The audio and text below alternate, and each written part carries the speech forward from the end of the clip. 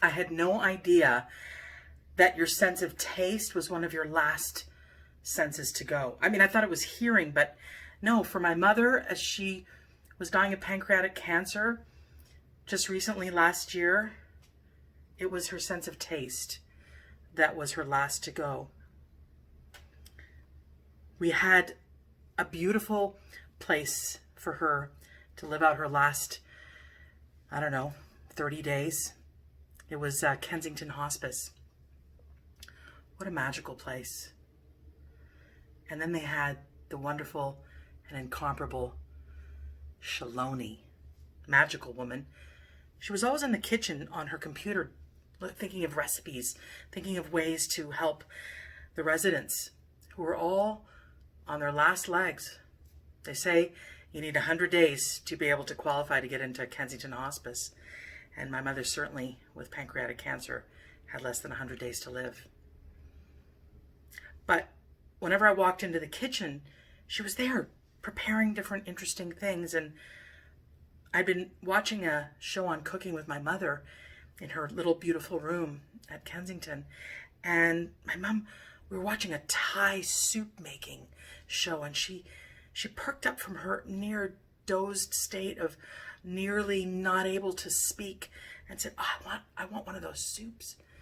And it was kind of interesting because the soups, we thought, she's not able to really do anything, but with her taste, or she was down to ice cubes and a little bit of water with diluted cranberry juice, but that was it. She wasn't eating anymore.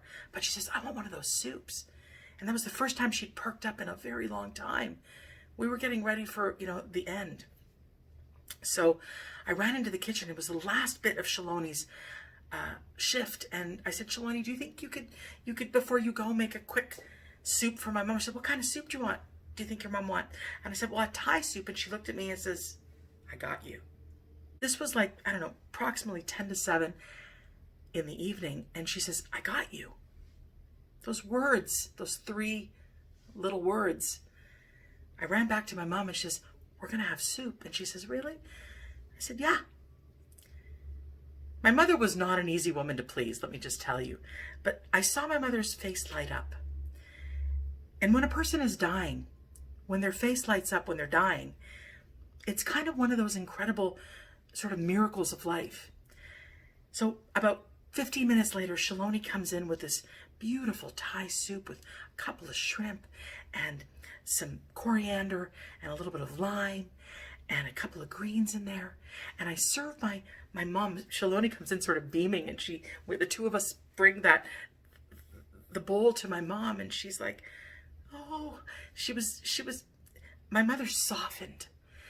She had been in a state of almost, near death. But in that moment, she lit up, yet was soft. And that was a rare thing for my mom, a softening. She tried the soup, and it was just delicious. It was a kind of soup that changed her entire being. My mother didn't live very long after that. But she said before she died, make sure and thank Shaloni. Make sure and thank Shaloni, because she did something so kind to me. My whole family had that moment as an experience that we will never forget, because it was the moment in which my mother, who was tough to please and dying and in a very down state, had a brief moment of sheer, profound, perfect joy. And it was all because of the kindness of Shaloni. Bless Shaloni.